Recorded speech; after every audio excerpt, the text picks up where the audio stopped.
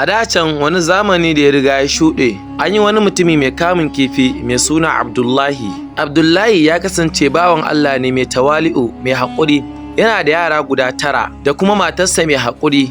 Kullum yana fita bakin teku domin ya je ya kamo kifi, idan ya kamo sai ya zo shi ya sayar ma kasuwa. Rayuwa ta yi ma wannan bawan Allah kunci, ya kasance rayuwa ta mishi kunci sosai, babu yanda zai, yana da yara masu yawa kuma yana da mata mai haƙuri. Kullum yakan fita bakin teku, idan ya je bakin teku yakan jefa ragarsa a cikin teku, baya kamo komai.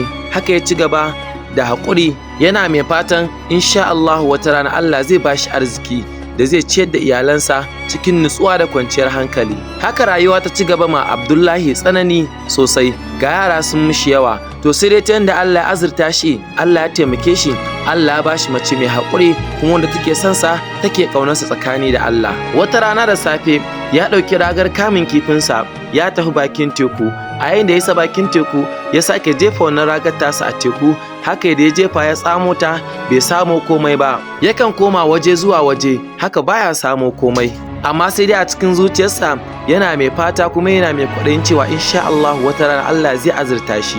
Har zai taho sai sake jefa ragarsa a cikin teku, sai kamo wani kifi. Bayan ya kamo wannan kifi sai zo shi ya sai da shi a kasuwa. Da ya sai da shi a kasuwa sai ya siya abinci ya kai wa matarsa da yaransa guda 9. Koyaushe matarsa takan tambaye shi, Abdullahi, me yasa baka ma rayuwarka tanadi saboda gobe? Amma sai kalli matar ta cikin hikima ya ce mata, duk wata zuciya da ta dogara da Allah, to insha Allahu Allah yana tare da wannan zuciya, ko kuma in ce Allah yana tare da wannan mutumi. Haka matarsa ta yi murmushi ta ce, Allah Ubangiji azurta mu, Allah ya nuna mana lokacin da za mu yi arziki tare da yaranmu, mu rayuwa cikin walwala. Buɗan bakin Abdullahi ya ce amin. Wata rana da safe haka ya sake ɗaukar ragar kamun kifinsa ya nufi bakin teku. Da ya sassa bakin teku sai ya tsaya ya roƙi Allah ya ce, Allah Ubangiji ka azurta ni, ya Allah Ubangiji ka sa na kama kifi ko da kaɗan ne da zan je na siya wa matata da 'ya'yana abinci. Haka ya sake kora ragarsa cikin ruwa, ya jawo bai kamo komai ba, ya sake jefawa bai kamo komai ba. Haka yana canjawa daga waje zuwa waje, amma haka bai sake kamo komai ba, wanda har ya fara jin cewa shi bashi da arziki a teku, wanda abin ba haka yake ba. Tabbas duk wanda ya haƙuri insha Allahu Allah zai azurta shi. Haka yana canjawa daga waje zuwa waje bai kama komai ba. Haka ya dawo gida, ransa na kunci, ransa na ɓaci. Matarsa ta tare shi ta ce, mai gida me ya faru? Sai ke ce mata ya je bakin teku bai kamo komai ba, kuma gashi yunwa yake ji, gashi ba shi da kuɗi, bai san da zai samu kuɗi ba, tunda ya je bakin teku bai kama abinci ba, bai san da zai samu kuɗi ba, balle har ya siyo abinci shi ma ya ci, yaran su ci, matarsa ta ci. Haka rayuwa ta ci gaba da tsanani. Wata rana kwatsam sai matarsa ta samu sabon jariri wanda yaransa suka cika te guda 10. Duk da irin tsananin da yake ciki, ga matarsa ta sake haifuwa. Suna zaune tare da matarsa sai ta ce masa, Abdullahi, yunwa nake ji, ni na kasance mai rauni, ban ci abinci ba, ga sabon jariri da na haifa, ka je ka nemo mana abinci. Yaransa suna kuka, matarsa tana kuka, tana gaya masa magana ba da tashin hankali ba, sai cikin sauƙi da kaskantar da kai. Haka Abdullahi rayuwa ta ci gaba da masa tsanani, babu yanda zai yi, sai ya sake komawa bakin teku domin ko nan ne sana'arsa. Zuwansa bakin teku sai ya tsaya daga hannunsa yana roƙon Allah, yana cewa ya Allah, matata ta haifi sabon jariri, ba da kuɗi, ba da abinci, ya Allah Ubangiji ka sa in na jefa ragar kamun kifi na kama kifi ko da kaɗan ne da zan je na sayar a kasuwa, na ci abinci, na ba da matata da sabon jaririn da ta haifa. To amma hakika kana mutum mumini, dole sai Allah ya jarraba ka. Haka ya sake jefa ragarsa a cikin teku, amma bai sake kamo komai ba. Ya sake canja daga can zuwa can wajen, haka bai sake kamo komai ba, wanda har yake ji a cikin zuciyarsa cewa ba shi da arziki a teku.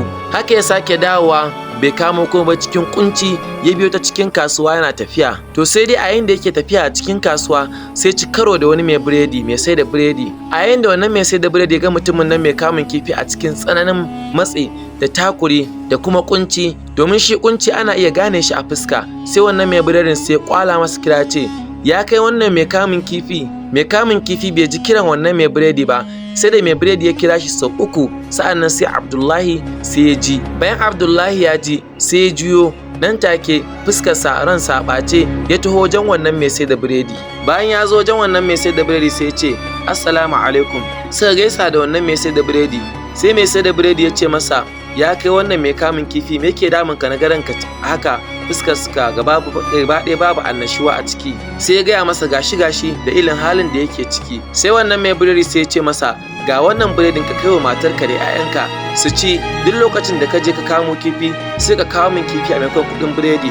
Abdullahi bai karɓa ba domin ba mutum ne mai son cin bashi ba, sai ce masa ga ragar kamun kifi na ka karɓe ta a haya ko kuma ka ɗauke ta a jingina, duk lokacin da na samo kuɗi sai na kawo maka sai na karɓa. Sai wannan mai sai da biredi ya ce masa wannan ragar ka ta kamun kifi insha Allahu ka rike ta a jikinka arzikinka take, ba zan karɓa maka wannan ragar kamun kifi ba domin da ita kake neman kuɗi, da ita kake samun kuɗi, amma ga biredin nan ka kai wa matarka da yaranka su ci, duk lokacin da ka samu kuɗi sai ka kawo min.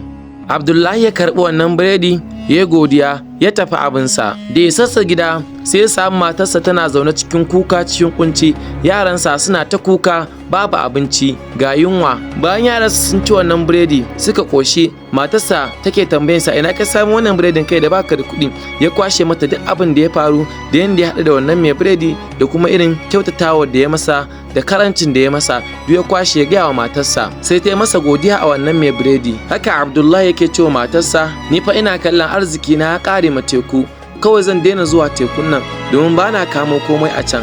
Haka matarsa ta kwantar mishi da hankali ta ba shi haƙuri ta ce ka yi haƙuri, insha Allahu arzikinka a teku yake kuma za mu ji daɗi insha Allahu. Faɗin wannan kalamai na matar Abdullahi hakan ne sa ya kwantar mishi da hankali. Kwatsam sai sake nufan bakin teku domin zuwa ya sake ko Allah Ubangiji zai bashi kifi ya kamo ya zo ya siyar, yana fatan zai biya wannan mai biredi bashinsa da ya ci. Haka ya sake jefa ragarsa a bakin teku bai kamo komai ba. Da ya sake zaga zuwa waje da ya jefa ragarsa ta ɗauki tsawon mintuna tana cikin ruwa, sai ya jawo. Da ya jawo sai ya ji wani nauyi a ciki. To amma kuma abin da zai baku mamaki, nauyin nan ba komai bane face katon jaki. Da ya jawo kawai sai ya jawo mushen katon jaki a cikin wannan ruwa. Wannan jakin ya kasance yana wari. Nan take kawai sai ransa ya ɓaci, sai yake cewa a zuciyarsa hada na cewa matata bayan da arziki a teku, arziki na a teku ya ƙare amma ta ƙiyata, yanzu wannan jakin shine arziki na. Haka ya jefar da wannan jaki a gefe ya ci gaba da zagayawa daga can zuwa can ko zai kamo kifi. Bayan ya koma ta wani waje sai sake jefa ragarsa, bayan ta yi irin minti 5 a cikin ruwan nan sai ya jawo. Da ya jawo abin da zai baku mamaki, ba komai ya jawo ba face wani halitta rabi mutum rabi kifi. Nan take da Abdullahi ya jawo wannan halitta rabi mutum rabi kifi sai ya tsorata zai gudu. Sai wannan rabi mutum rabi kifin sai ya kira shi ya ce ya kai mai kamun kifi ka dawo. Yayin da mai kamun kifi yana gudu yana ya Allah ka taimake ni, Allah ka taimake ni. Sai wannan rabi mutum rabi kifi yake kiran sai yake cewa ka dawo, ni mutum ne kamar kai ba aljani bane. Nan take sai Abdullahi wannan tsoron da yake ji sai ji ya ragu a zuciyarsa, sai ya dawo.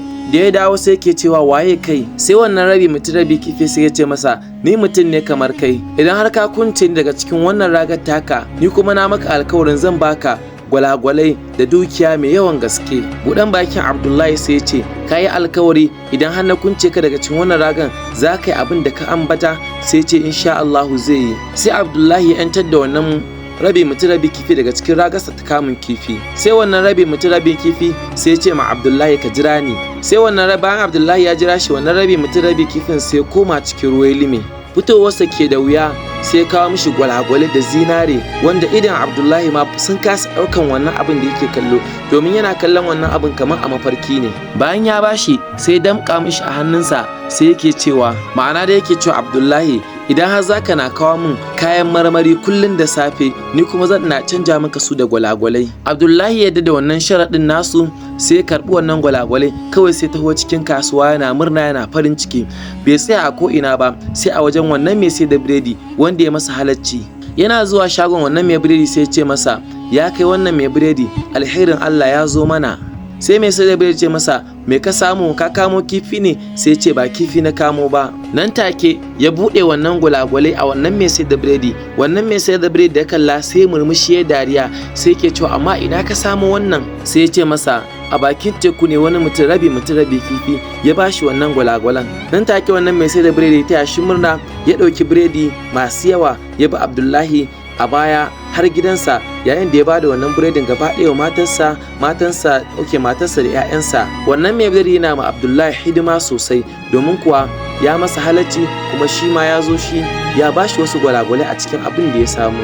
Nan take matar Abdullahi take bada Abdullahi shawari cewa, ya kai Abdullahi, kada ka bari makiya su san wannan sirrin naka, ko kuma manyan 'yan kasuwa ko barayi, domin ko ba za su barka ba. Sai yake ce mata, insha Allahu, Allah yana tare da mu. Haka rayuwar Abdullahi ta ci gaba da walwala, ya saya ma 'ya'yansa kaya masu kyau, shi ma ya sa kaya masu kyau. Rayuwa ta canja, matarsa tana cikin farin ciki, yaransa suna cikin farin ciki, suna cikin walwala. Kwatsam wata mummunar rana ta zo a gare shi. Wannan mummunar ranar ko ba komai bane, shine ya yanke shawarar ɗaukan wasu ɓangare na gwalagwalansa domin ya kai kasuwa ya siyar. A yayin da ya je sayarwa a kasuwa, sai ya kai ma wani babban attajiri a garin, ɗan kasuwa da kuma attajiri, sai ya nuna masa wannan gwalagwalan. Yana na masa ya ce sai su zai yi. Tun take wannan ɗan kasuwa ya sa jami'an tsaro su kama shi, domin yana zargin ɓarawo ne, ya sato gwalagwalan sarauniyar wannan gari. Haka aka sa jami'an tsaro suka kama Abdullahi, aka kai shi gaban sarki, aka durƙusar da shi, aka gurfanar da shi a gaban sarki. Ake ce masa ai ya saci gwalagwalan sarauniya. Nan take sarki sa aka aika aka kira masa sarauniya. Sarauniya ta karɓi waɗannan gwalagwalai masu haske, ta kalla, ta ce ai wannan kama ba nata bane, nata ba su kai wannan kyau ba ma. Jin haka sai Abdullahi ya ji daɗi a ransa, ya yi farin ciki sosai. Nan take sarki ya tsawatar ma waɗannan 'yan kasuwa da suka sa aka yi ma Abdullahi zargin sata. Shikenan ya sa 'yan kasuwa su ba da Abdullahi haƙuri, kuma sa'an nan kada sake irin wannan har sai sun tabbatar da hujja. Haka Abdullahi rayuwa ta canja masa, ya zama attajirin mai kuɗi a wannan gari. Kullum da safe yakan kai ma wannan mutum rabi kifin kayan marmari, shi kuma wannan sai ya canja mishi da gwalagwalai. Kwatsam wata rana sarki ya sa aka kira Abdullahi, yake tambaya cikin sirri a ina ke samun waɗannan gwalagwalai. Sai Abdullahi ke ce masa gashi ya gaya masa gaskiyar komai. Nan take sarki ya sa aka naɗa Abdullahi minista, aka naɗa wannan mai sai da biredi a matsayin mataimakin Abdullahi. Haka Abdullahi rayuwa ta yi mishi kyau. A nan maka ƙarshen labarin. Kun ji daɗi, ku danna mana alamar subscribe, ku danna ƙararrawa.